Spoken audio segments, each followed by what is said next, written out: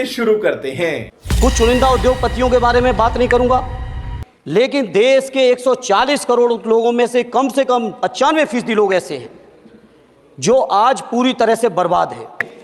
सभापति महोदय, मुझे कहने में कोई संकोच नहीं, ये जो बीजेपी की एनडीए की सरकार है, ये सरकार पूरी तरह से गरीब विरोधी, किसान विरोधी, नौजवान विरोधी, बुनकर विरोधी, छात्र विरोधी, दलित विरोधी, पिछड़ा विरोधी, मजदूर विरोधी, जितनी भी अगर उपाधियां दी जाएंगी सभापति महोदय वो कम हैं। और मैं कोई राजनीतिक भाषण नहीं दे रहा हूं, मैं उदाहरण सहित आपको जब नंबर आए तो बोल देना, और हमें पता है आपका नंबर भी नहीं आएगा आपकी पार्टी में। तो कैसे सदन में चल सकता है मान्यवर? हमें संरक्षित करिए, ऐसे नहीं चलता। जली ना, तेरी भी जली ना। और अभी तो रुको, क्लाइमैक्स अभी बाकी है। सभापति महोदय, 2014 के चुनाव के समय प्रधानमंत्री जी ने वादे किए कि 2 करोड़ रोजगार हर साल मिलेंगे। स्वामीनाथन जी, जिनको भारत रत्न दिया है सरकार को, मैं धन्यवाद देता हूं, लेकिन वो धन्यवाद अधूरा है जब तक उनकी सिफारिशों को नहीं मानते हो। 2007-8 से लगातार मांग चल रही है देश में कि स्वामीनाथन जी की जो सिफारिश है किसानों को 1.5 गुना समर्थन मूल्य देने का, एमएसपी की गारंटी देने का, कानूनी हक और अधिकार देने का, उस गारंटी को आज तक नहीं माना, आज तक नहीं माना, आज तक नहीं माना। स्वामीनाथन जी को आज तक नहीं माना।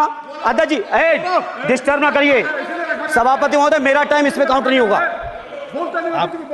आप इधर, अरे यार, इसे जीता है तो ज्यादा ना बोलो, मालूम है कितने बड़े तीरंदाज हो। इधर सभापति महोदय, नौजवानों को कितना गुमराह किया गया। नौजवानों से कह दिया गया हर साल 2 करोड़ रोजगार।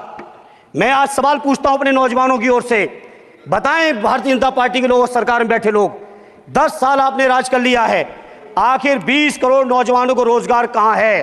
देखिए, ये जुमला है, ये भाषण देने का एक तरीका है, एक जुमला है।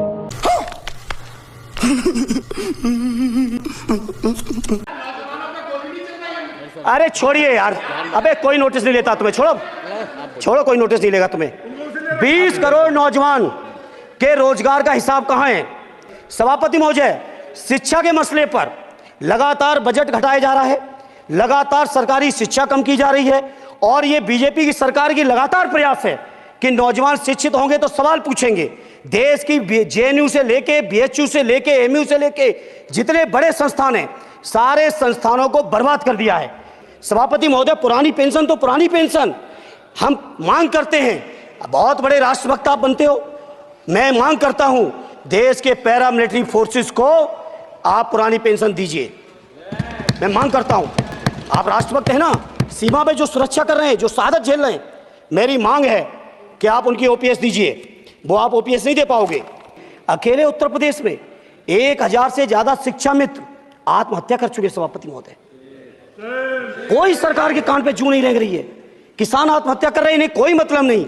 इसलिए सभापति महोदय, इन सभी समस्याओं के लिए मैं आपसे कहना चाहता हूं कि इनका समाधान करिए, और नहीं समाधान करेंगे तो अभी तो बैसाखी पे बन गए, बिहार और आंध्रा को पैकेज देखे फिर देश में कितने राज्यों को पैकेज दे पाओगे। अरे वित्त मंत्री जी, उत्तर प्रदेश से आते हो, इतना भी हक नहीं कि पूरे बजट भाषण में एक बार उत्तर प्रदेश का नाम आ जाता। इतना अयोध्या से नफरत हो गई, अयोध्या से अवधेश जी क्या जीत गए, आप लोगों को इतनी नफरत हो गई कि एक भी उत्तर प्रदेश का एक बार भी नाम नहीं आया। सभापति महोदय, तो कैसे सदन में चल सकता है मान्यवर? हमें संरक्षित करिए, ऐसे नहीं चलता। मेरा अनुरोध है, अग्निवीर की योजना खत्म की जाए। ये 4 साल के सैनिक से देश की उतनी मजबूत रक्षा नहीं हो सकती। नौजवानों को गुमराह करके केवल 4 साल, उन्हें दो ना 60 साल तक रिटायरमेंट, 4 साल बाद वो कहां नौकरी ढूंढेंगे? इसे मेरी मांग है, अग्निवीर की योजना खत्म की जाए। मेरा ये चैनल सब्सक्राइब करें और मेरे हर अपडेट आपको मिले, इसीलिए बेल आइकन जरूर दबाइएगा।